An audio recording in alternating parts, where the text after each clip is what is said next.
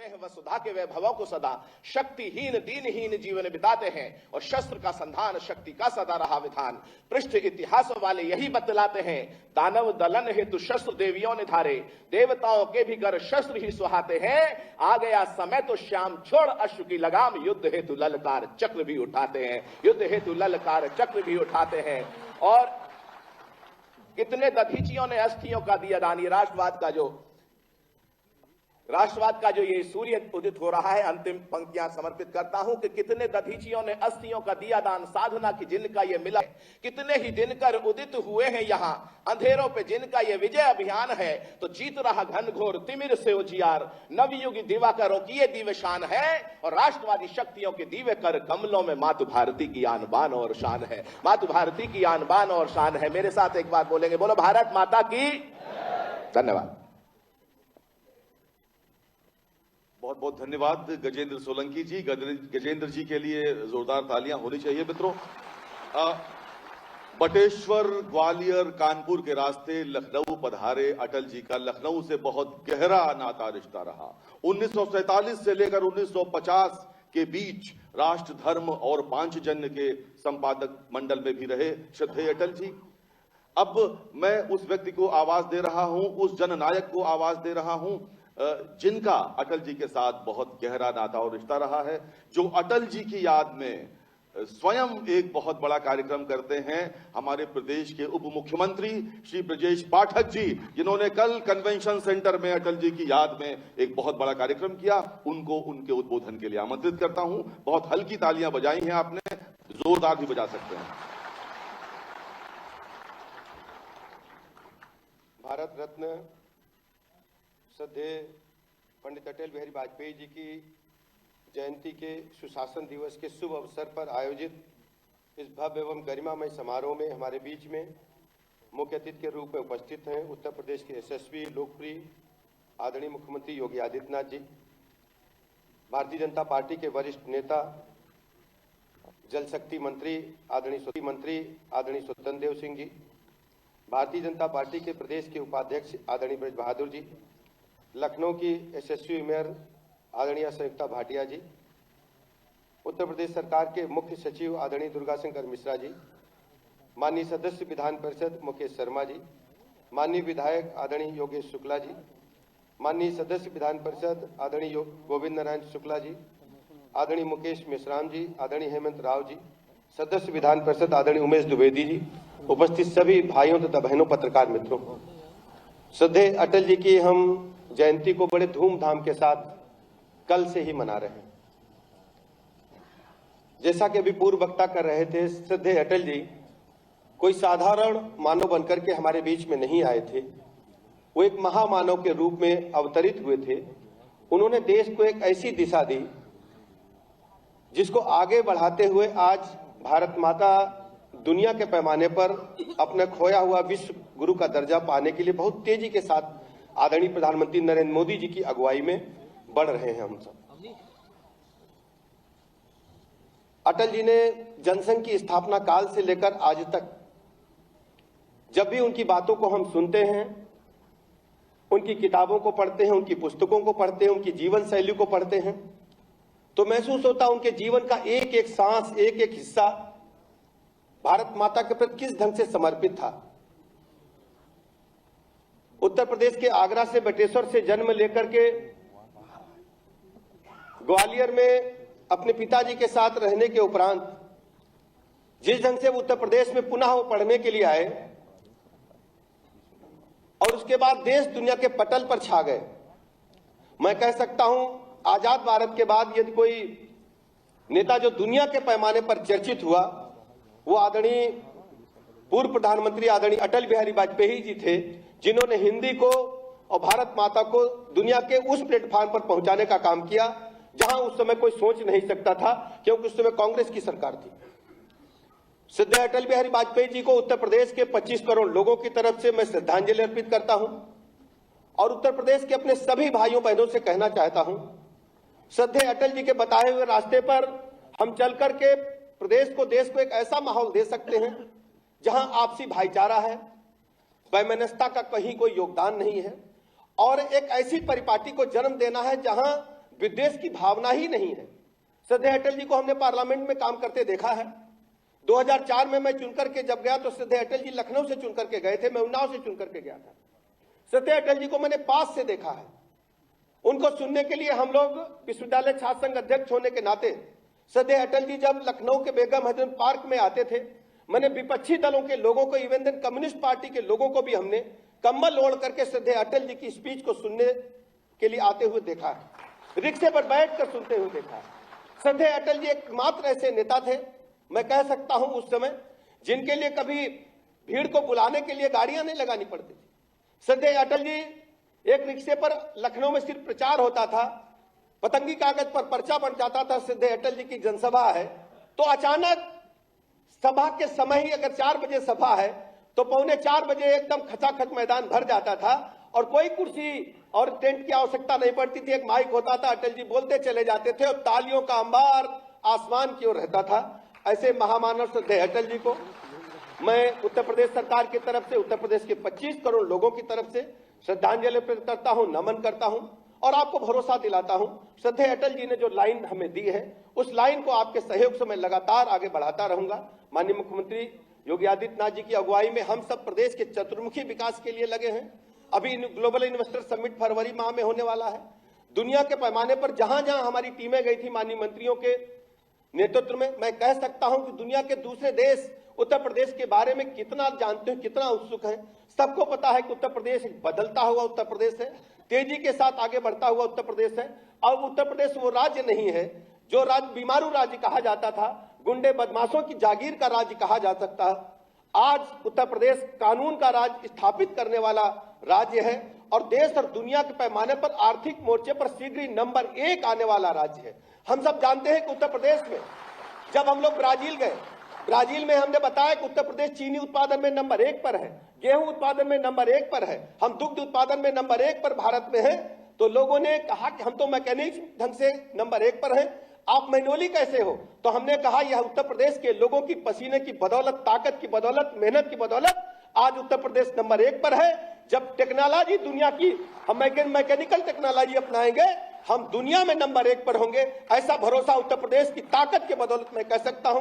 बहुत अधिक समय न लेते हुए मैं आप सबका आभार प्रकट करूंगा और श्रद्धेय अटल जी के प्रति पुनः मैं श्रद्धांजलि अर्पित करता हूं। बहुत बहुत धन्यवाद। बहुत बहुत धन्यवाद माननीय उप मुख्यमंत्री महोदय।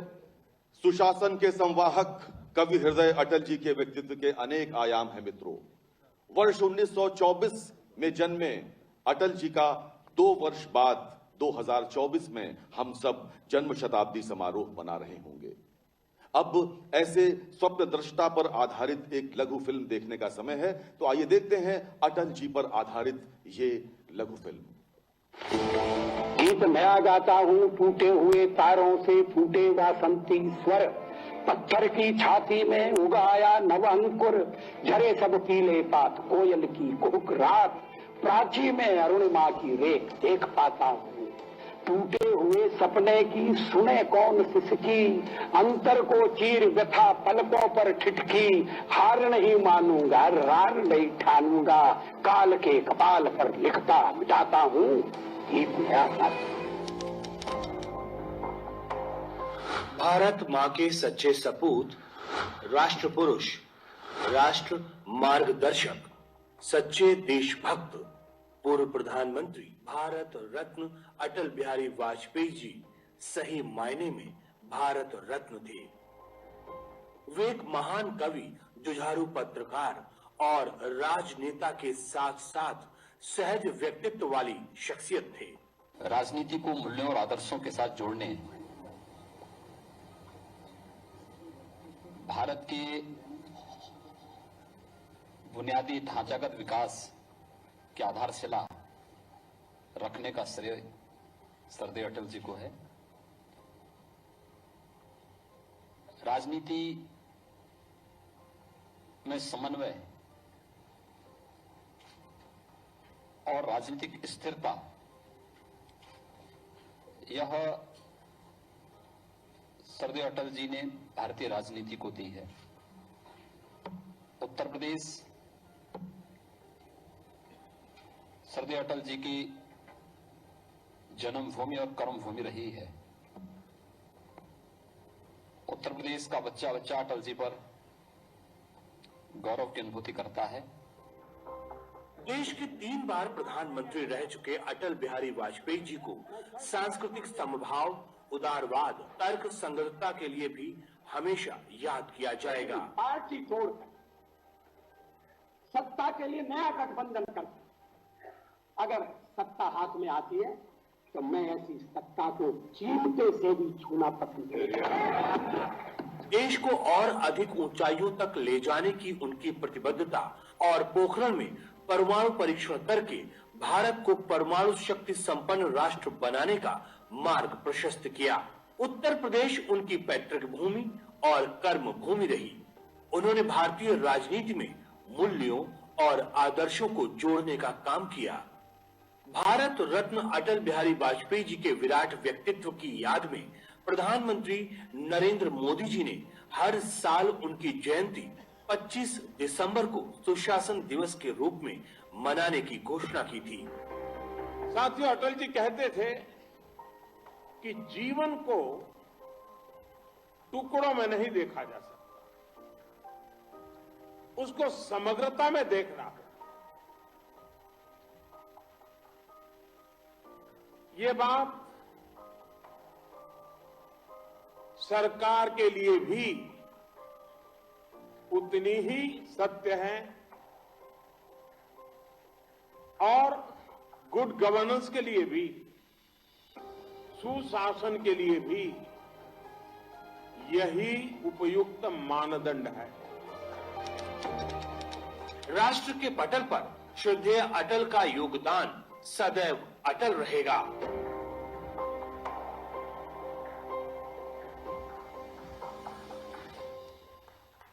आजीवन अविवाहित रहने वाले भारतीय राजनीति के अजात शत्रु, स्वप्न दृष्टा अटल बिहारी वाजपेयी ने जन कल्याण के अनेक कार्य किए। मित्रों, प्रधानमंत्री ग्राम सड़क योजना, 5, 10 और 15 रुपए रोज पर गरीबों को मकान, किसान क्रेडिट कार्ड, स्वर्णिम चतुर्भुज, चौड़ी सड़कें और न जाने क्या क्या।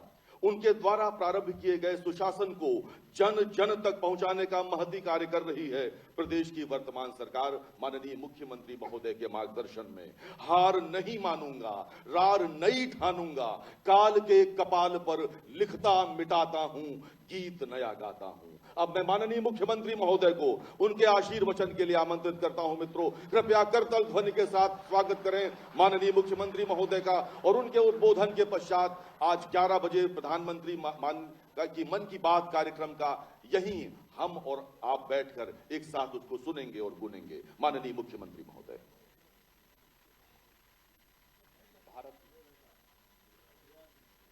भारत माता के महान सपूत, पूर्व प्रधानमंत्री भारत रत्न श्रद्धेय अटल बिहारी वाजपेयी जी की पावन जयंती कार्यक्रम में मंच पर उपस्थित प्रदेश सरकार में मेरे वरिष्ठ सहयोगी श्री ब्रजेश पाठक जी,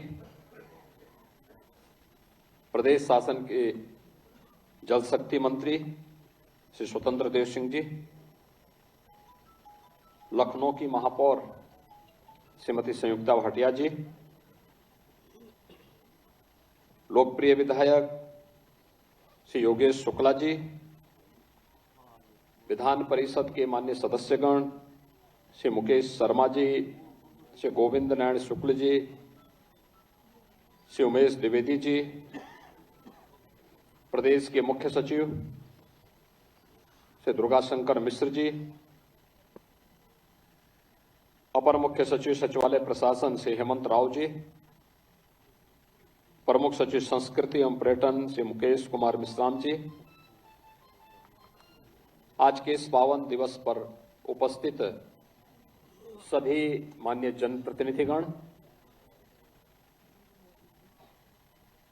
उपस्थित भाइयों बहनों, आज श्रद्धेय अटल जी की पावन जयंती है। पूरा देश अटल जी की इस पावन जयंती को सुशासन दिवस के रूप में आयोजित करता है। मैं इस अवसर पर भारत माता के इस महान सपूत को देश के लिए, उनकी सेवाओं के लिए स्मरण करते हुए प्रदेशवासियों की ओर से कोटि कोटि नमन करता हूं। आज का दिन महान शिक्षाविद, समाजसेवी पंडित मदन मोहन मालवीय जी की भी पावन जयंती का दिन भी है। मैं इस अवसर पर भारत रत्न पंडित मदन मोहन मालवीय जी को प्रदेश शासन की ओर से, उत्तरवासियों की ओर से नमन करते हुए विनम्र श्रद्धांजलि भी अर्पित करता हूं।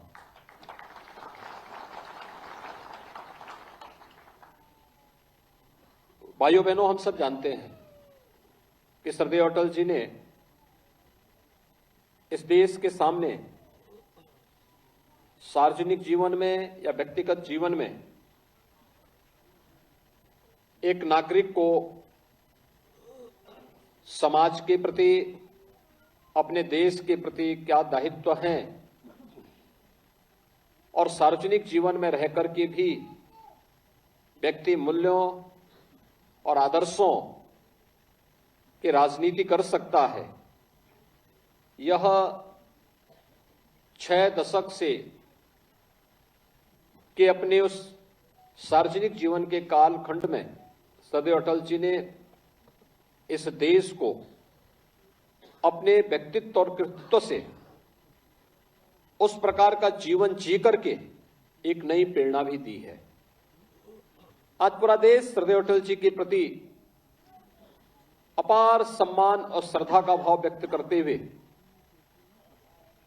उनकी सेवाओं का स्मरण करते हुए उन्हें अपनी श्रद्धांजलि अर्पित कर रहा है। हर व्यक्ति जानता है कि अटल जी एक कवि थे, एक लेखक भी थे, एक पत्रकार भी थे, एक संवेदनशील जनप्रतिनिधि भी थे और श्रद्धेय अटल जी इस देश की विदेश नीति को वैश्विक मंच पर प्रभावी ढंग से रखने वाले एक प्रखर राजनेता भी थे। तो देश के नेतृत्वकर्ता के रूप में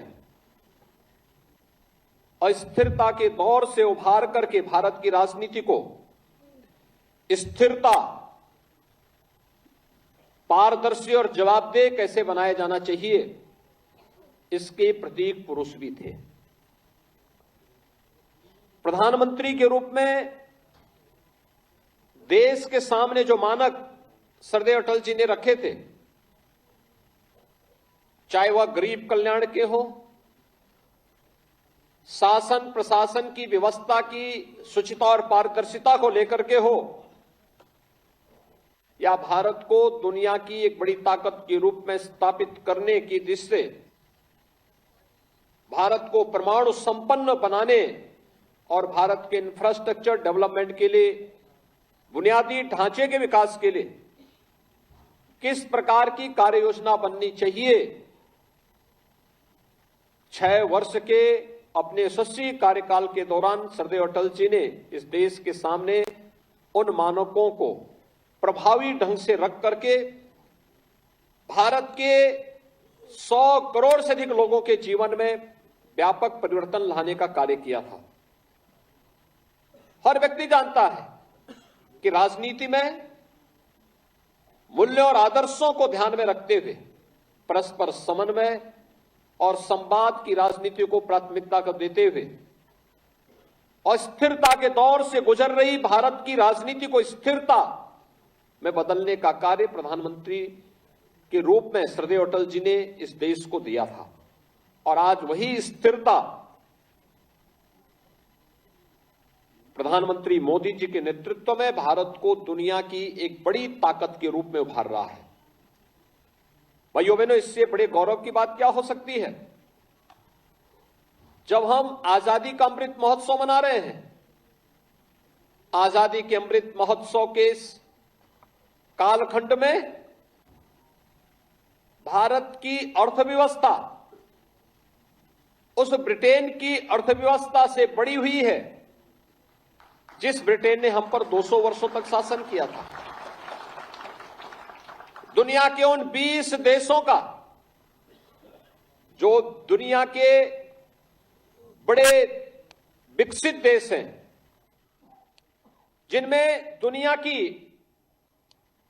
75% मार्केट पर जिनका कब्जा है, 60% आबादी निवास करती है, दुनिया की कुल जीडीपी का 85% पर जिनका अधिकार है, उन देशों 20 G20 के उन देशों का नेतृत्व अगले 1 वर्ष तक प्रधानमंत्री मोदी जी कर रहे हैं। यह हर भारतवासी के लिए गौरव की बात होनी चाहिए।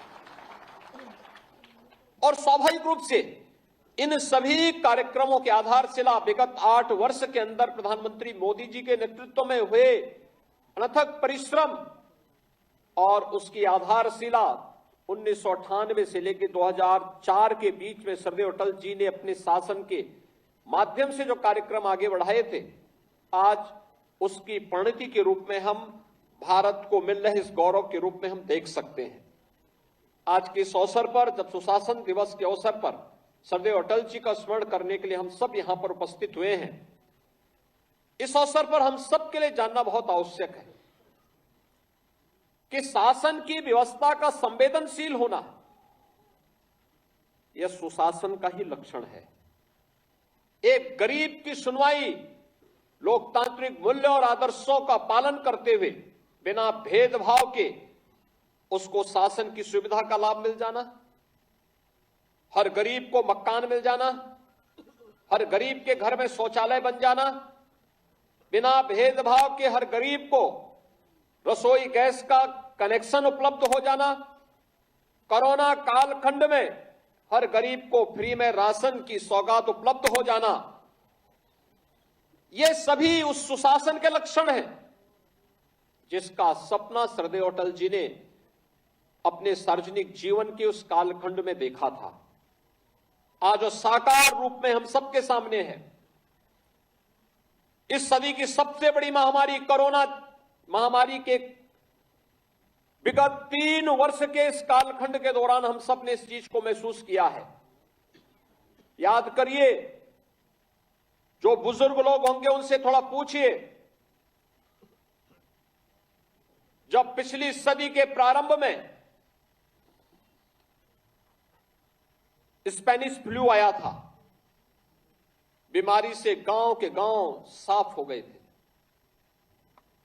दुनिया के अंदर करोड़ों लोगों की मौत हुई थी और बीमारी से जितनी मौतें नहीं हुई उससे कई गुना मौतें भूख से हुई थी। लेकिन कोरोना जैसी महामारी के दौरान सरकार की संवेदनशीलता और सुशासन का ही परिणाम है, प्रधानमंत्री मोदी जी पूरे देश को नेतृत्व दे रहे थे। पहली बार हुआ कि बीमारी के 9 महीने के अंदर बीमारी का वैक्सीन आ गया। पहली बार हुआ जब देश के अंदर 135 करोड़ लोगों के लिए फ्री में टेस्ट, फ्री में उपचार, फ्री में वैक्सीन, और वैक्सीन एक नहीं 2 वैक्सीन तो मात्र 9 महीने के अंदर आ गई, और इधर फिर से 2 नई वैक्सीन फ्री में उपलब्ध करवाने के लिए भी उपलब्ध करवा दिया गया। और पहली बार हुआ कि बीमारी के दौरान, महामारी के दौरान 80 करोड़ से अधिक लोगों को फ्री में राशन की सौगात मिली। यह सरकार की संवेदनशीलता का ही परिणाम है। और भाइयों बहनों, उस संवेदनशीलता के प्रतीक पुरुष अगर कोई एक महामानव था तो महामानव सरदेव अटल बिहारी वाजपेयी थे, जिनकी प्रेरणा से ये सभी कार्यक्रम डबल इंजन की सरकार आज प्रभावी ढंग से आगे बढ़ाने का कार्य कर रही है। अटल जी ने सदैव मानवीय मूल्यों को प्राथमिकता दी और यही कारण था कि एक सर्वमान्य नेता के रूप में दुनिया के अंदर और देश के अंदर उनकी स्वीकार्यता थी। हर व्यक्ति बड़े सम्मान और बड़ी श्रद्धा के साथ सरदेव अटल जी का स्मरण करता रहे, आज भी करता है। उस समय उन्हें सम्मान देता था। जब वैश्विक मंच पर भारत के सामने कोई संकट आता था, नेता प्रतिपक्ष के रूप में भी उन्हें तत्कालीन सरकारें वही सम्मान देती थी, भारत का नेतृत्व करने के लिए दुनिया में भेजते थे, या देश के संकट के समय पक्ष और विपक्ष के भेदभाव